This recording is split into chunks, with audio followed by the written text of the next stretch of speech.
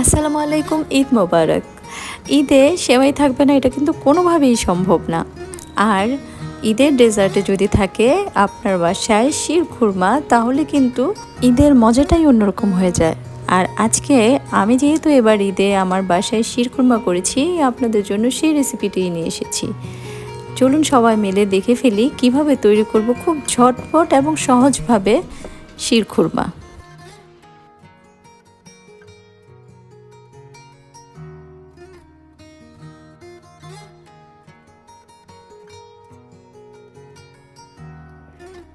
প্রথমে আমি 1 লিটার দুধ নিয়ে নিয়েছি।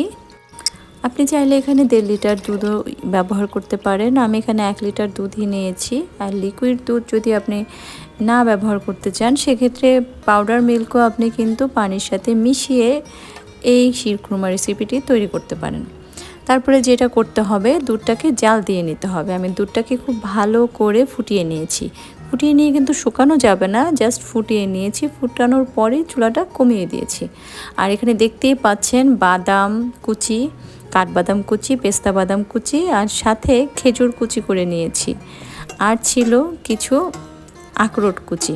আপনি যে কোনো রকমের বাদাম ব্যবহার করতে পারেন। এখানে আপনি কাঠবাদাম এবং পেস্তা বাদামটা রাখবেন, তাহলে টেস্টটা ভালো আসে। সবগুলো বাদাম কুচি এবং খেজুর কুচিটা আমি এখানে 2 টেবিল চামচ ঘিয়ের মধ্যে খুব সুন্দরভাবে ভেজে নিচ্ছি।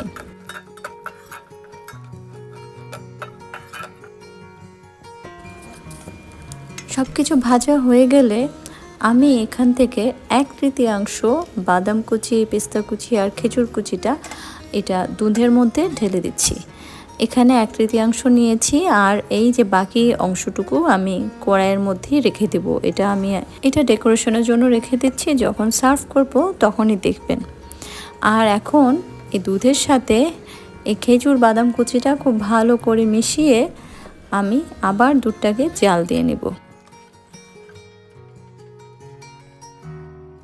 তারপর যে কড়াই একটু আগে বাদাম কুচি ভেজে নিলাম, সেই কড়াই আবার দিয়ে দিলাম ঘি। আর ঘিটা একটু মেল্ট হয়ে আসলেই এর মধ্যে আমি দিয়ে দেব সেমাই। এটা হচ্ছে লাল সেমাইটা, যেটা জর্দা সেমাই বলা হয়। সেই লাল সেমাইটা আমি 1 কাপ পরিমাণে নিয়ে নিয়েছি। 1 কাপ পরিমাণে সেমাই নিয়ে এই ঘিয়ের মধ্যে খুব সুন্দর করে একটু লাল লাল করে ভেজে নেব।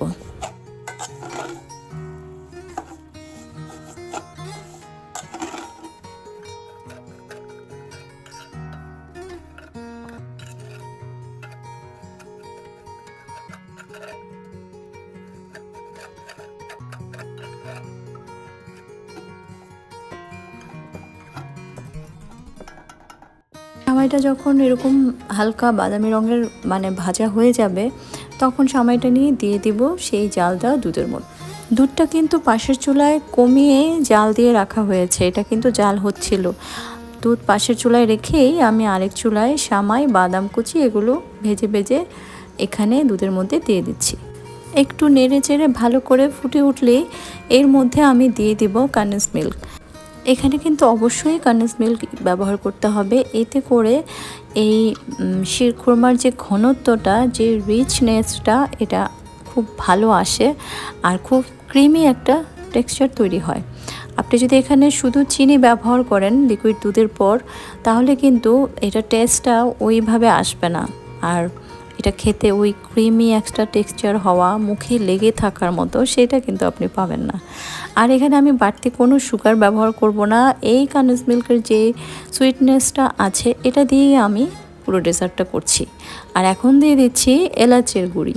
সাদা এলাচ একটু টেলে নিয়ে গুঁড়ো করে নিয়ে এই ডেজার্টে দিয়ে দেবেন, তাহলে কিন্তু টেস্টটা অসাধারণ আসে।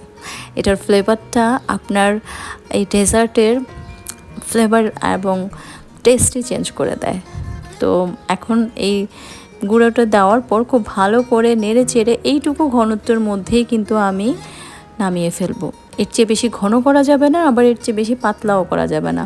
আমি যদি খুব বেশি ঘন করে ফেলি, এটা যখন ঠান্ডা হবে, আপনি যখন এটা ফ্রিজে রাখবেন বা ঠান্ডা হয়ে আসবে, অনেক বেশি ঘন হয়ে যাবে, খেতে কিন্তু ভালো লাগবে না। বাস, দেখলেন তো কত ঝটপট তৈরি হয়ে গেল আমাদের শিরখুরমা রেসিপি। এটা যতটা ঝটপট তৈরি হয় ততটাই অসাধারণ খেতে। ঈদে সবার বাসায় বাসায় প্রচুর দাওয়াত থাকে এবং প্রচুর গেস্ট আসে। আপনি যে কোনো সময় ঝটপট এই শিরখুরমাটা তৈরি করে আপনি আপনার গেস্টকে খুব ভালোভাবে সার্ভ করতে পারেন এবং সবার প্রশংসা করতে পারেন। তাহলে আমার রেসিপিতে শিরখুরমা করবেন তো আপনি? করলে আমাকে জানাতে ভুলবেন না। বিদায় নিচ্ছি। ঈদ মোবারক।